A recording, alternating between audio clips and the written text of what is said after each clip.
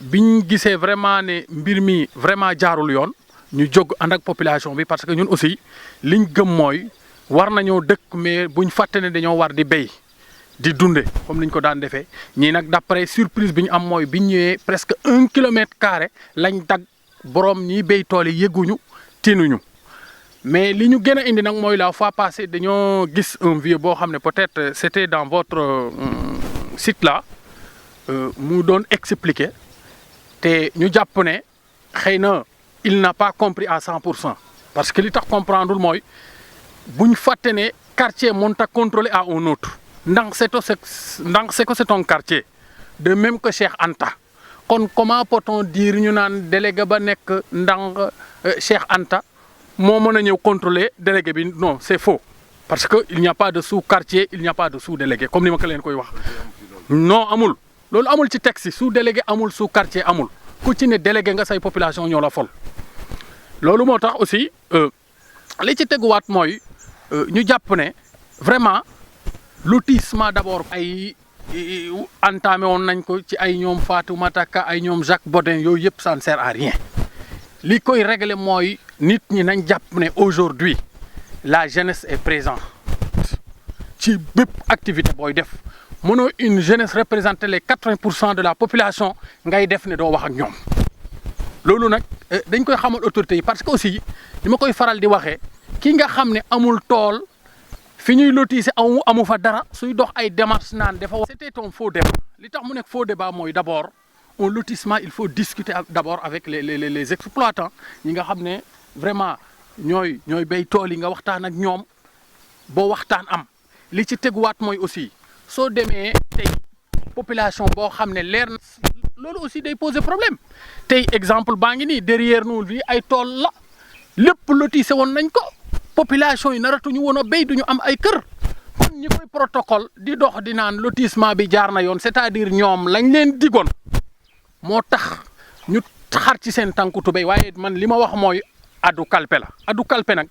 yow mi ñu jël li ne sa poos soo lankee du dem te ñoom noonu lañ def ñun nag moo tax en tant que collectif aussi ñu ànd ak ñoom ci loola parce que xam nañ ne injustice moo am fii du début à la fin parce que li ma koy faral di waxee lotissement d'abord il faut respecter la procédure bi mooy lan mooy nga woo nit ñi mbooloo mi ñu toog ba ñu waxtaan waaye du kenn mooy jóge ci gox dem seeti les services techniques ne leen ñëw leen dagg fee ñee d'accord nañ loolu lépp ça pose problème te loolu moo indi problème bi am fii forcing du mën a régler la situation nañ respecter les populations xam ne population yi ñoom ñoo waral lotissement parce que un demandeur ni ma koy faral di waxee ba ñu entamer un lotissement demandeur du ñëw naan nii ak nii mais les exploitants la ngay waxtaanal bañ d'accord la waroon nañoo toog xalaat ne ñoom population bi ñaata lañ ñu seet liñ war a lotisser ñu d'accord ci ñu dagg ko ñii nii ay exploitants lañ yegguñu woon lotissement bi dañoo ñib si rek fekk ñu ne un jour de jeudi ñu ne borno nañ àll bi kon man damaa jàpp ne loolu c'est des explications yoo xam ne bëgg a nax nit ki la te nax yooyu moo jeex lotissement defaluñ ko demandeur wala les spéculateurs fonciers dañ ko defal pour les populations suñ demee nag ba population yi mënuñoo jëriñu ci lotissement bi mënuñ ci am ay terrain seen tool yi aussi mënatuñoo béy il y a problème parce que dama ko wax toujours comment peut-on état di dégager ay milliards ci agriculture yow nga ñëw toute une surface boo xam ne c'est une surface cultivable nga dagg ko kon yow déjà yaa ngi naan ministère boobu mieux vaut ñu supprimer ko de même que l'élevage aussi suñ demee ba nit ñi samatuñu àll bi yëpp dagg nañ ko mais loolu c'est un problème boo xam ne moo tax lii xew di xew te ñii comme niñ koy waxee waxoon naa ko état su demee état ñun ñooy état parce que loolu la ñuy naxe nit ñi état li mu bëgg a def kan mooy état lu dul ñun li ci teguwaat aussi mooy man damaa jàpp ne vraiment suñ demee ba ay nit ñoo xam ne ñoo war a jaaral mbir mi ci yoon ñoom ñoo koy dëngal mais yow mi moom sa yef nga téye ko parce que lu mu leen jaral dañ koo jaral fi mu ne parce que ñun gis nañ ne lii su continuer nit ñi dootuñu béy dootuñu sàmm te kon fu ñu jëm àll bi yëpp fi nga taxawee ni ndang se ko ba ngay dugg Jurbel lépp borno nañ ko ana ñi ko dëkke al kese la kenn dëkku fi ñan ñoo ko moom ay certes groupe de personnes ñoom ñoo fi ne njaareem yëpp wax naa ko dama koy waxaat parce que malheur bu ñuy dund la lépp borno nañ ko mu mel ni ay armée la fi ne population yi di souffrir mënuñoo am ay kër c'est un phénomène bu war a arrêter définitivement parce que mënatut a continuer fii nii Ndang Seko ak Mbaxaan nooy jëlee ñaari village boole leen benn lotissement xëy rek dugg lépp nga dag ko te village bu ci ne am un délégué kon loolu ñuy wax noonu ñoom seen bureau lañ toog di ko wax waaye ñuy béy di dunde ñoom xam nañ li ñu bëgg xam nañ li ñu bañ te lii mënut a jàll ndaxte kadas ñëw na fi ñëw na fi 2 fois ñu dàq leen su fekkonte ne jaaroon na yoon ki ngay lotiseel du la dàq ndaxte moo lay woo nga jox ko ay këram mais soo demee ba ñëw ñu lay dàq ngay daw c'est-à-dire yow la ngay def tegoo ko ci xam-xam tegoo ko ci yoon wala nit ki nga bëgg a nax ki nga bëgg a nax nag su lankee du sotti. État Sénégal nous avons des autorités compétentes yi ñoom ñu ngi fi li waroon ak ñun population bi ak le collectif def na ko mooy ñun bind nañ informer leen la situation bi xew fii li fi xew jaarul yoon parce que je pense que li tax ma ne jaarul yoon mooy man damaa gis ne lotissement su demee ba am ay problème ki ko war a jëriñoo ne soxlawuma ko kon yow soo koy forcer am na loo fa am ñun nag on a averti les autorités tout le monde est au courant de la situation actuelle pare nañ aussi pour lépp parce que aussi lii mënut a continuer gis ngeen ce qui se passe la fois passée à Tobé nag feneen ak feneen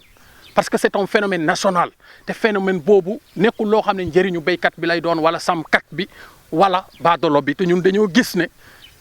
problème bi li ko indi yëpp mooy ñàkk a respecter les textes parce que textes yi d'abord mooy on ne peut pas entamer aucun lotissement sans nga waxtaan ak les exploitants loola su amee aussi dafa am PV bu ngeen di defar PV boobu aussi bu dee respect amu ci mooy indi difficulté yi am te dañoo gis ne loolu lépp dañ koo jalgati de li ko waral nag mooy lotissement du am protocole ci population bi ngeen di toogal mais su ngeen amee ay intermédiaires yooyu dox ak di wax loolu moo indi jafe-jafe yi am fii parce que ñuy bëgg ñu lotisser jot seeni kër nu am nañ ci information yu leer ñoom amuñu fi suuf amuñu fi dara kon ñooñu mënuñ leen a déglu en tout cas ku sañoon looy def mu tegu ci yoon waaye li nag moom dafa teguwul ci yoon moo tax ñun aussi en tant que collectif ñoom ñu bokk ci ñun ñu taxawaay bi ñu war a am xamal leen ne lii dafa jaarul yoon te lu jaarul yoon aussi mënuñ cee ànd ak kenn. collectif des paysans du département de Diène pour la défense du foncier tey on ne peut pas citer les noms mais ñi ci bokk dans toutes les communes voilà waaw li ci ëpp ñoom ñëpp vraiment bokk nañ ci parce que ñun aussi dañoo gis ne lii mënut a continuer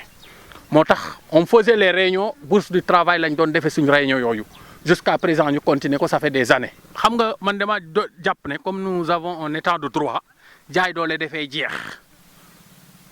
waaw li ma mën a xam daal mooy lu mu leen jaral nañu ko lu ko ëpp loolu moom mën naa koo xam parce que ñun aussi nous sommes des citoyens. mais nag duñu yàq réew mi waaye kenn du ñëw aussi yàq suñu réew parce que lii nii mooy sacrifier l'avenir de toute une génération ñëw jël 1 kilomètre et quelque nga dagg ko di ko jox ay jàmbur population ya toog loolu ça ne peut pas être loolu il faut mu leer loolu moo tax aussi loolu dañ ko leeral comme ni mu ko waxee nag dafa am yoo xam ne junj doy na borom xel lu mu leen jaral nañu ko waaye damaa defe ne kii ñëw ñu ko lay dàq ngay daw la nga ne bu doon dëgg doo daw